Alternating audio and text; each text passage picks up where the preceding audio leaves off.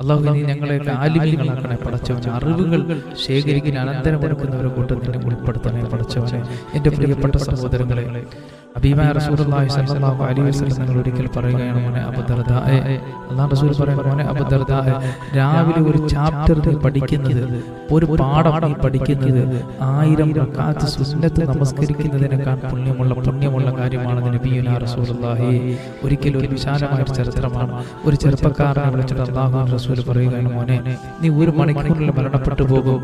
അപ്പോൾ ആ സഹാബി ഭയന്നില്ല. അപ്പം ചോദിച്ചു, യാ റസൂലല്ലാഹ്, അല്ലാഹു റസൂലേ, ഈ ഭൂമിയിൽ വെച്ച് ഏറ്റവും നല്ലൊരു പുണ്യകർമ്മം ചെയ്തുകൊണ്ട് എനിക്ക് മരിക്കണം യാ ഹബീബല്ലാഹ്.